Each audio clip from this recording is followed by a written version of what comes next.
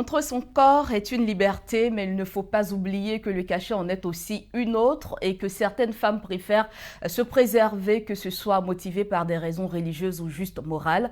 Être adepte de la mode pudique, c'est une façon de rejeter l'image sexy imposée à la femme par cette société patriarcale et imposée à sa manière, son propre style. Et plusieurs grandes marques de mode ont compris l'ampleur de ce marché de la mode religieuse dite pudique. Tommy, H&M, Dolce & Gabbana et même le grand magasin américain Macy's a lancé Verona, une collection qui permet aux femmes musulmanes d'exprimer leur identité personnelle et embrasser la mode qui les rend confiantes à l'intérieur et à l'extérieur. Les acteurs locaux, eux, ne sont pas en reste. C'est le cas de notre invité du jour qui milite pour une mode pudique, classe et soignée. Mais avant de la recevoir, je vous invite à revivre cette soirée du FIMIS avec Mel Berchel et Joseph Zécré. Quand la mode et la religion se rencontrent, les barrières des préjugés semblent s'évanouir. La 6e édition du Festival international de la mode islamique en est une parfaite illustration. Et c'est par un défilé riche en couleurs et en créativité que les professionnels de la mode ont égayé le public à cette soirée inaugurale.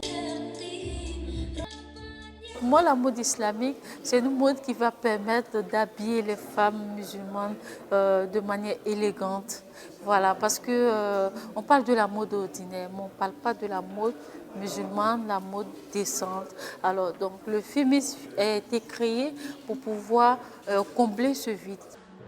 Pour le gouvernement ivoirien, la mode n'est pas uniquement un style vestimentaire, c'est aussi un moyen d'éducation, de création d'emplois pour la jeunesse et d'autonomisation de la femme musulmane. En mettant la religion au centre de la mode, ça permet de renouveler certes, mais aussi de donner une orientation à nos jeunes, de leur donner des repères. C'est aussi un moyen de donner du travail à nos jeunes, de combattre le chômage. Et puis aussi, c'est un moyen d'autonomisation des femmes.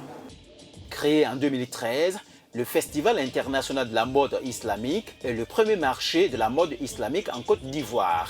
Il constitue également une opportunité d'affaires pour les acteurs de la mode vestimentaire.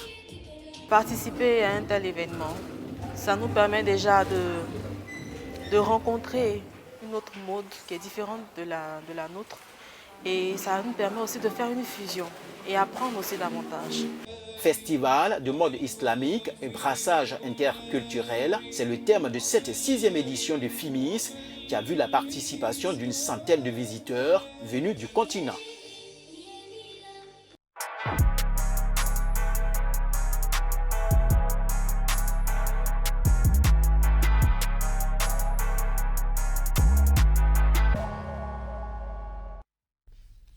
Des pantalons amples, de longues jupes, des blouses fluides, mais aussi des abayas et des hijabs.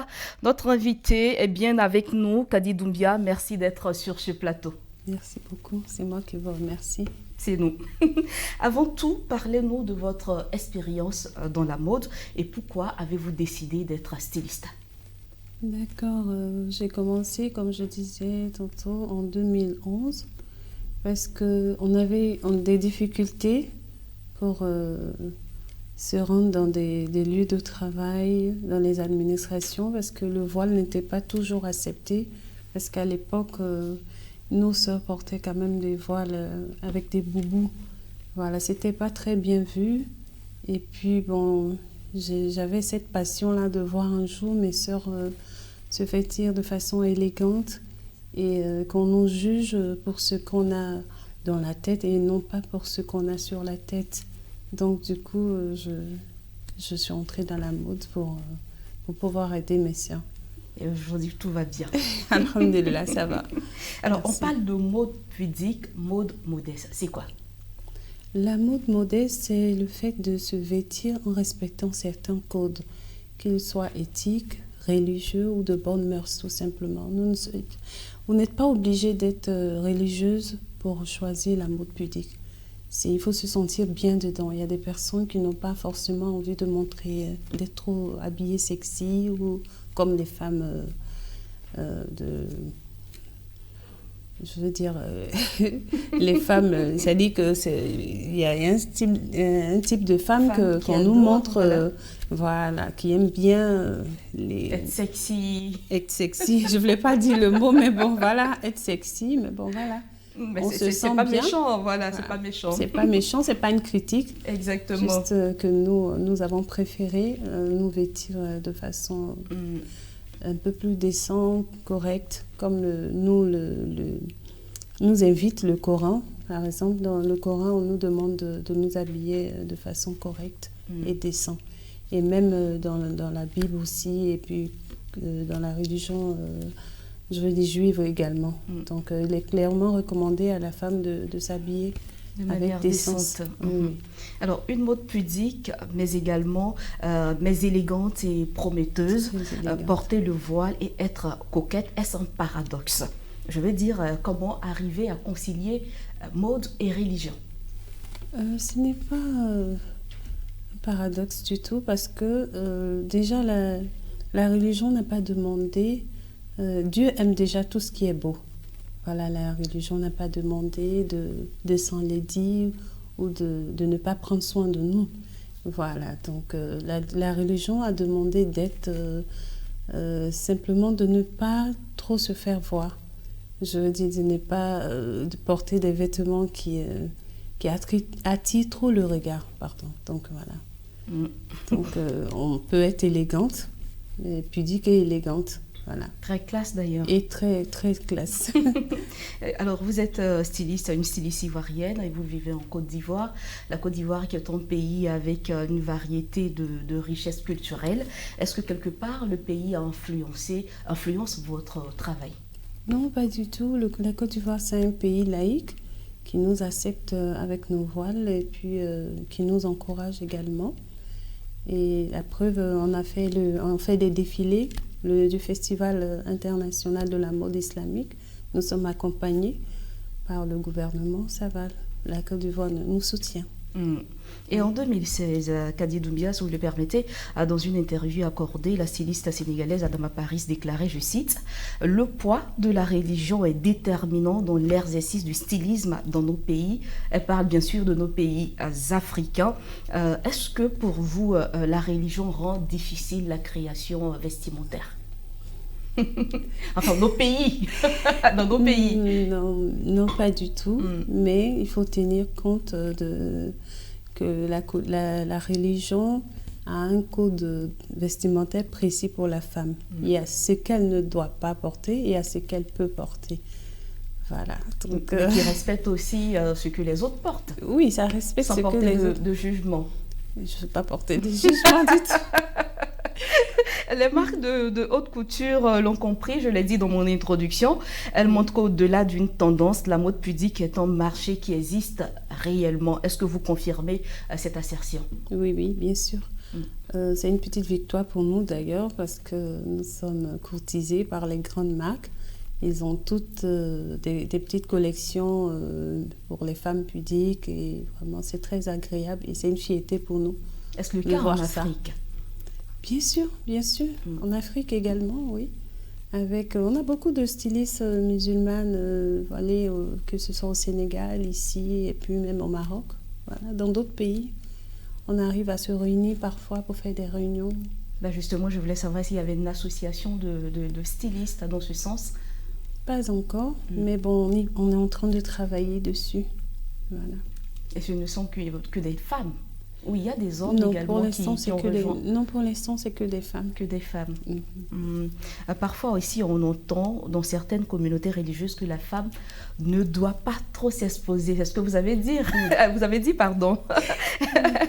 Vous l'avez déjà dit, la femme ne doit pas trop s'exposer. Est-ce que vous avez été confronté au fait que vous êtes trop couvert dans certains milieux, ou bien vous êtes apprécié dans le cas contraire, je vais dire? Oui, très, très apprécié.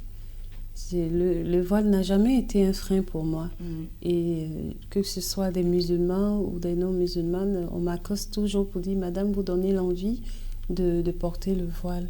Donc, je n'ai jamais eu de problème avec mon voile. Pour vous, être de la mode modeste ou pudique, il faut forcément des vêtements amples, simples? Oui. Je suis désolée, mais oui, il faut des vêtements. Non, ne soyez pas désolée.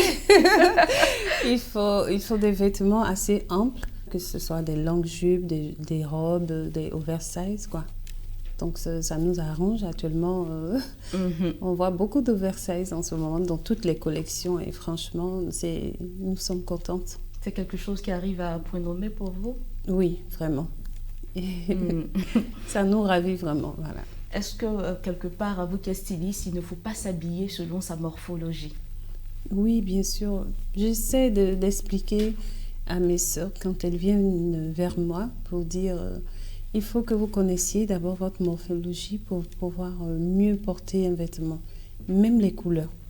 Voilà. Donc, c'est pas encore entré dans les mœurs d'ici. Chacun s'habille un peu comme il veut, mais bon, on travaille dessus. Et quel est le combat que vous menez aujourd'hui? Mais quand ils viennent à la boutique pour chercher conseil, on essaie de leur expliquer que pour cette morphologie A, toi tu as la morphologie H, et ainsi de suite. Il y en a d'autres même qui ne savaient même pas qu'il y avait les histoires de morphologie à apprendre et tout ça. Donc on essaie. Du coup, Kadi Doumbia, quel genre de création vous proposez à vos clients? Des robes assez fluides et puis des vestes, des costumes, mais... moi, je le dis tout le temps, je dis le ample, il y a du beau dans du ample. Voilà, c'est pas tout le temps les sexy ou bien des trucs collés à la peau bien, qui sont beaux. Des robes, il y a des robes qui sont amples mais qui sont très jolies. Si vous voyez nos créations, franchement... moi, j'ai eu l'occasion de voir vos créations. Voilà, donc... Et comment structurer ces tenues quand on vit sa foi? Mais c'est très facile. Moi, par exemple, quand je dois sortir, je me dis, est-ce que cette tenue me permet d'aller à la mosquée pour prier? Vous voyez?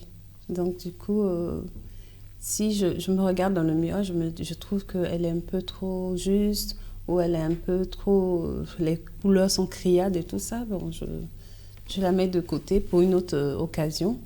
Voilà, donc en fonction de ça, quand même, j'arrive à m'en sortir. Et le conseil que je donne aux filles aussi, avant de sortir tous les matins, regardez-vous. Si vous pouvez vous rendre dans un lieu de prière avec cette tenue, alhamdulillah, c'est bon. Donc c'est une question d'accorder de l'importance aux détails. Tout à fait. Et dans les détails, on n'a pas que la tenue, il y a le maquillage, la ceinture, les boutons, les chaussures. Les accessoires. Les accessoires en amont. Ce sont très importants, oui. Oui. Et dans ce sens, qu'est-ce qu'on fait? C'est pareil que pour la tenue. Mais il faut choisir, il faut que ce soit beau quand même. Donc il faut choisir des couleurs qui sont assorties, qui vont bien ensemble. Il ne faut pas trouver des couleurs aussi qui ne vont pas bien, qui attirent trop le regard. Il y a tout ça, quoi.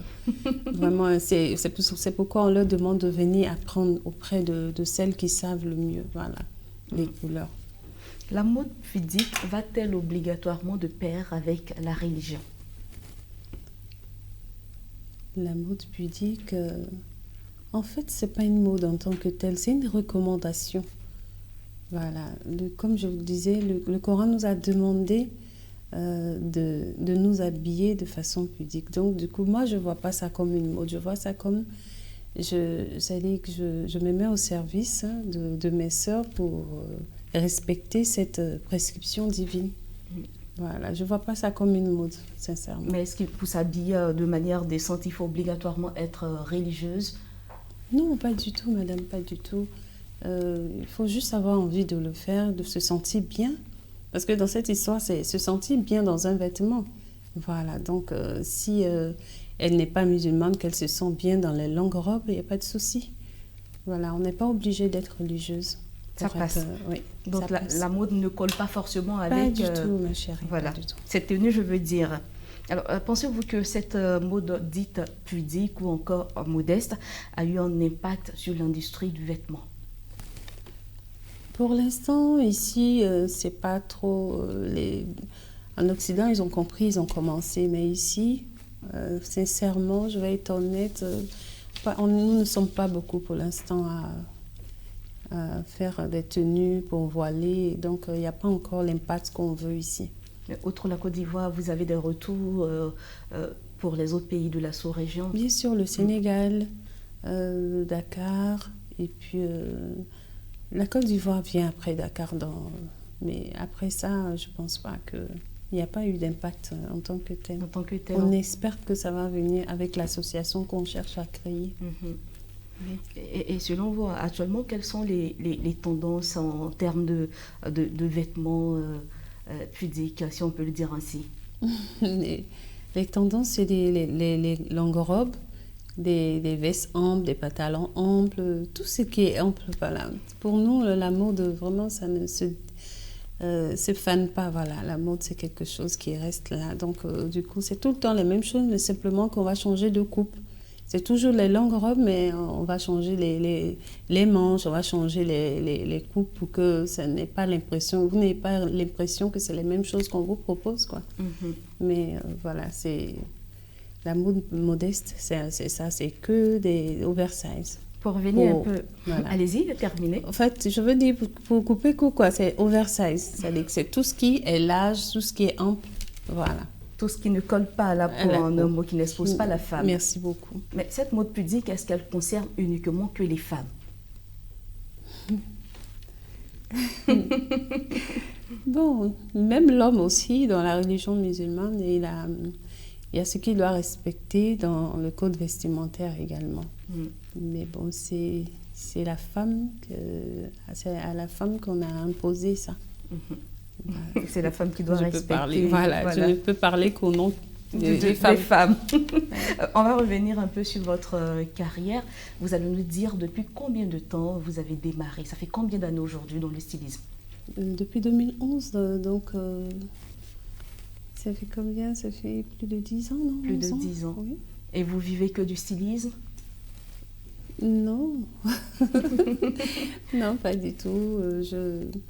J'étais dans la fonction publique, j'étais secrétaire et puis après j'ai tout laissé tomber pour la mode parce que je me sens bien là-bas. Parce que vous vous sentez bien. Voilà, j'ai envie de dire au-delà de votre confession, que représente la mode pour vous? La mode, c'est ma passion. C'est ma passion. J'aime voir les femmes bien habillées, j'aime m'habiller, j'aime rendre service, j'aime quand on m'appelle, par exemple, on me dit « Ah, Tata Kadi, je veux sortir. Est-ce que tu penses que je peux mettre cette tenue ?» J'aime donner des conseils. C'est vraiment ma passion, quoi. Une passion que nous avons également découvert parce qu'on a eu le temps de faire un tour sur les réseaux sociaux. On a vu que vous avez un style assez soigné, chic et classe. Merci, si vous devrez vous définir, ça serait quoi? Définir votre style. Mais voilà, c'est plein de couleurs, je veux dire, j'aime tellement bien habiller la femme que vraiment c'est l'élégance, c'est raffiné, quoi. Ouais, très raffiné d'ailleurs. Alors, Madame Kadi, quel changement aimeriez-vous voir dans l'industrie de la mode africaine? J'aimerais beaucoup que tous les autres stylistes pensent un peu à nous, aux femmes qui avons choisi de porter des tenues pudiques et tout ça. Parce que dans les défilés, on n'en trouve pas trop. Même quand ils font les défilés, que tu vas vers eux, tu as envie de participer au défilé, mais bon, les portes ne sont pas complètement ouvertes, quoi. Voilà. Est-ce que vous, personnellement, vous avez entrepris des démarches dans ce sens? Parce qu'il y a une association de créateurs de Côte d'Ivoire. Oui. J'ai participé même à leur dîner récemment. Et je suis en train de voir comment adhérer au groupe. Voilà, et essayer de changer les choses. Peut-être qu'ils me verront d'un autre œil si j'adhère au groupe. Voilà. On va essayer de changer les choses. Pourquoi pas? Voilà, Inch'Allah. Je pense que l'association, c'est de tirer tous les créateurs vers le haut, oui. Faites-vous du prêt-à-porter? Oui, je fais du prêt-à-porter. Nous faisons du sur-mesure, voilà. Du sur-mesure. Alors, pour vous, quelle est la meilleure tenue pour sortir? En soirée. En soirée, par exemple. En soirée, une belle robe, ample, longue, et puis avec un voile assorti, des accessoires. Même si vous ne portez pas le voile, vous pouvez mettre un bonnet, un chapeau bien piqué, voilà. On commence par ça. Voilà, donc on peut faire une robe avec des paillettes si vous voulez. Ça dépend de l'endroit où vous rendez. Si c'est un dîner somptueux, chic, voilà, vous aurez un peu de paillettes dans les manches et puis voilà. Des tenues qu'on peut retrouver bien sûr à Hijab Tour. Oui. Hijab Tour. Et d'ailleurs, pourquoi l'appellation Hijab Tour? Hijab Tour, le hijab, ça veut dire le voile que je porte. Donc c'est le hijab. Et voilà, le tour, c'est, voilà, je tourne un peu partout, voilà. J'ai envie de faire une tournée, si je ne veux pas m'arrêter qu'ici, voilà, je vais aller dans d'autres pays. Et voilà, donc c'est un peu ça. C'est pour ça que j'avais choisi le hijab tour. Vous avez déjà commencé à visiter ces pays-là pour oui, faire connaître... Dakar, je suis allée à Dakar parce que c'est là-bas que, voilà, elles ont déjà un groupe de femmes très actives là-bas. Donc je suis allée m'imprégner de ce qu'elles faisaient déjà. Une expérience que vous comptez partager ici. Oui, avec les femmes d'ici, voilà. Tout à l'heure, on a vu également que vous avez pris part au FIMIS, le tout dernier FIMIS. Est-ce que vous préparez quelque chose dans ce sens au compte de Hijab Tour? J'en ai fait des défilés. Mais bon, je préfère travailler avec les autres femmes. Comme ça, on va avoir plus d'impact, quoi. On va impacter nos sociétés. En collaboration. Oui. Et quels sont vos projets pour cette année 2021? À court terme. On est encore en train de parler. Inch'Allah, on va vous informer. Oui, on va vous informer, Inch'Allah. Peut-être qu'il y aura le FIMIS 7, on va vous informer, Inch'Allah. Pas de souci. Alors, Madame Doumbia, avant de se quitter, qu'est-ce que vous aimeriez dire à nos téléspectateurs? J'aimerais leur dire que ce serait avec un grand plaisir que je vais les accompagner de conseils s'ils venaient à la boutique, à Hijab Tour, que tu sois musulmane ou pas. C'est avec un plaisir que je vais t'habiller. Voilà, donc si tu es une jeune fille, n'hésite pas. Si tu as besoin d'aide, des couleurs, comment allier, comment associer les couleurs et tout ça, je suis à votre disposition. Je ne vais pas hésiter. Ça serait un plaisir. En tout cas, Kadi Doumbia, merci d'être passé sur le plateau d'Africa Chic. Ce fut un réel plaisir de vous recevoir. Je vous en prie, merci beaucoup. Voilà, vous l'avez compris, nous étions en compagnie de Kadi Doumbia. Je rappelle, elle est styliste et qui assume son allure chic et classe malgré sa foi religieuse. Grand merci également à vous, chers téléspectateurs qui nous suivent. Et n'oubliez pas que la mode est avant tout un art du changement. On se retrouve très bientôt.